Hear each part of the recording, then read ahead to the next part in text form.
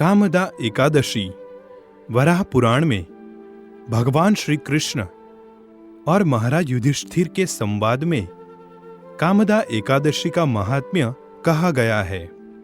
महाराज युधिष्ठिर श्री कृष्ण को कहने लगे, हे यदुवर, कृपया मेरा प्रणाम स्वीकार करें।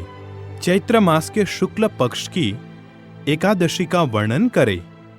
इस व्रत की विधि और उसका पालन करने से होने वाले लाभ का वर्णन करें।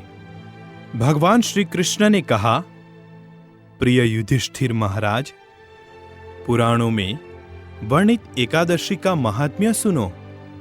एक बार प्रभु रामचंद्र के पितामह महाराज दिलीप ने अपने गुरु वशिष्ठ को यही प्रश्न पूछा था। वशिष्ठ जी ने कहा, हे राजन, निश्चित आपकी इच्छा पूर्ण करूंगा। इस एकादशी को कामदा कहते हैं। इस व्रत के पालन से सभी पाप जलकर भस्म हो जाते हैं और व्रत के पालन करने वाले को पुत्र प्राप्ति होती है। बहुत वर्ष पहले रत्नपुर अर्थात भोगीपुर राज्य में पौंड्रिक राजा अपनी प्रजा गंधर्व किन्नर के साथ रहते थे। उसी राज्य में अप्सरा ललिता अपने गंधर्व पति ललित के साथ रहती थी। उनका एक दूसरे पर बहुत प्रेम था। प्रेम इतना प्रगाढ़ था कि एक क्षण भी एक दूसरे के बगैर वे नहीं रहते थे। एक बार पौंड्रिक राजा की सभा में सब गंधर्व नृत्य और गायन कर रहे थे। उसमें ललित गंधर्व भी था। पत्नी सभा में न होने के कारण उसका नृत्य और गायन ताल में नहीं था। वहां प्रेक्षकों में करकोटक नाम का सर्प भी था। उसने ललित के विसंगत नृत्य और गायन का रहस्य जाना और राजा को उसी प्रकार बताया। राजा बहुत क्रोधित हुए। उन्होंने ललित को श्राप दिया, हे पापात्मा, अपने स्त्रीपति कामासक्ति के कारण तुमने नृत्य सभा में विसंगति निर्माण की है, इसलिए मैं तुम्हें नरभक्षक बनने का श्राप देता हूं।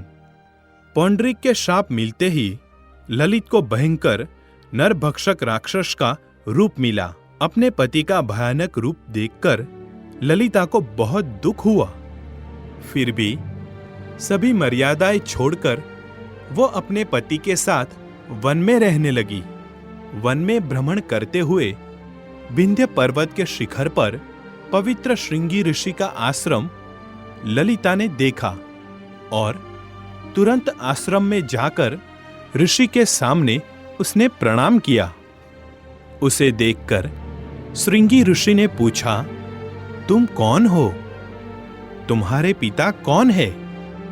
तुम यहां किस कारण से आई हो? ललिता ने कहा, हे ऋषिवर, मैं ललिता वृंदावन गंधर्व की कन्या हूं। अपने शापित पति के साथ मैं यहां आई हूं। गंधर्व राजा पौंडरिक के श्राप से मेरे पति राक्षस बने हैं।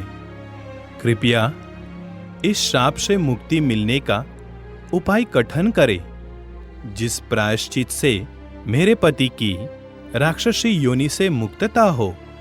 ललिता की नम्र विनंती सुनकर श्रृंगी ऋषि ने कहा, हे गंधर्व कन्या, कुछ ही दिनों में चैत्र मास के शुक्ल पक्ष की कामदा एकादशी आएगी। इस व्रत का तुम कठोर पालन करो और तुम्हें मिलने वाला सभी पुण्य अपने पति को अर्पण करो, जिससे वो इस शाप से मुक्त हो जाएंगे। ये एकादशी सभी इच्छा पूर्ण करने वाली है। हे राजन, ऋषि के कहने अनुसार ललिता ने आनंद पूर्वक और कठोरता से इस व्रत का पालन किया।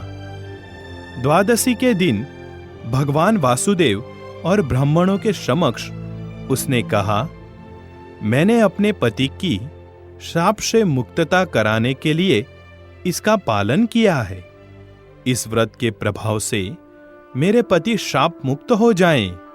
और आश्चर्य नरभक्षक ललित पुनः गंधर्व बना। उसके बाद ललिता और ललित सुख से रहने लगे।